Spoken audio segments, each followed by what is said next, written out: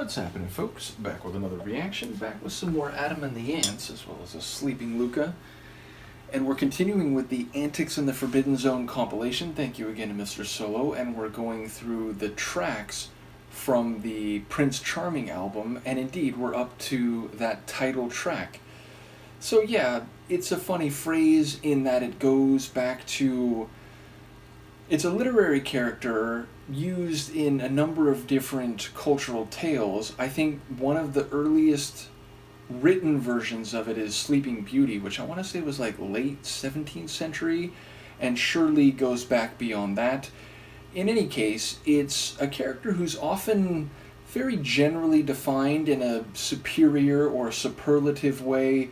Handsome, charming, prestigious, bold, heroic, and so on, but usually like as a foil for the heroine, and sort of like in a way like a reward for a heroine choosing the right course of action or acknowledging the correct place for her, like narratively.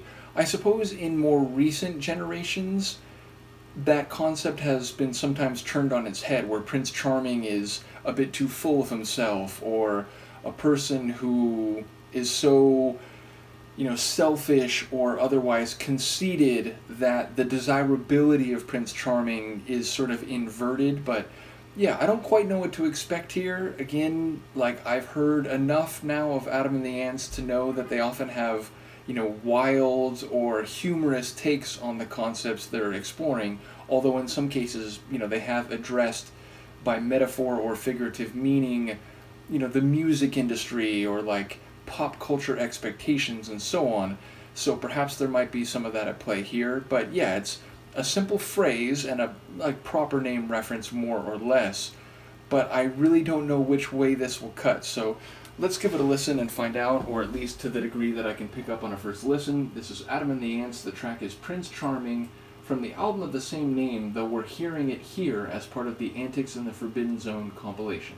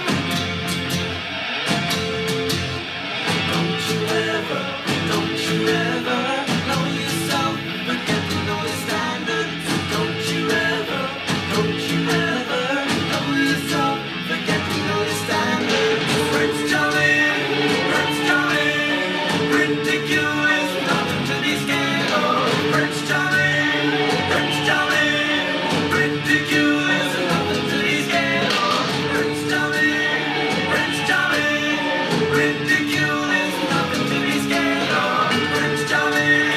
Prince Charming,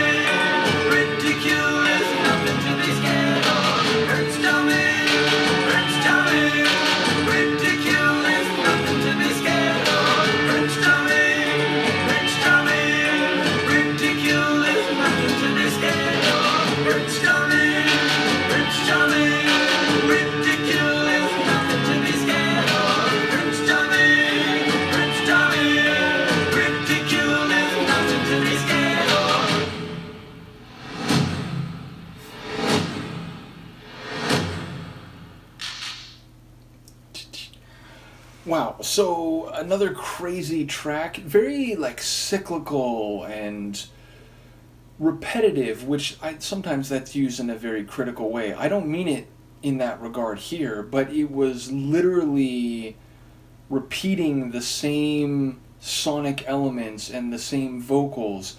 But because of that cyclical, repetitive nature, it somehow maintained a tribal feel, even though it was less tribal in its specific ingredients than a handful of the previous tunes we've heard on this compilation.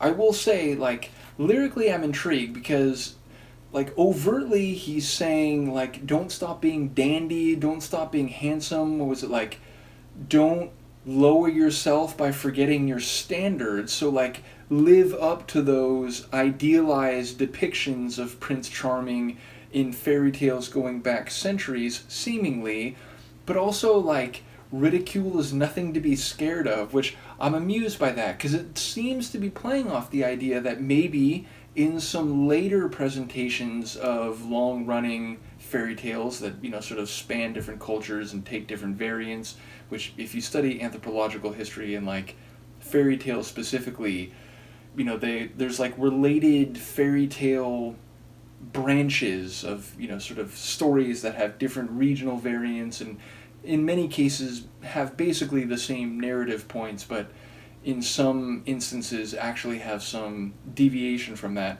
But in any case, it sounds like it's almost saying, like, you know, don't be scared if people are saying that you're too full of yourself, or, you know, you're too charming or handsome, and, you know, you're sort of plastic or superficial for that reason.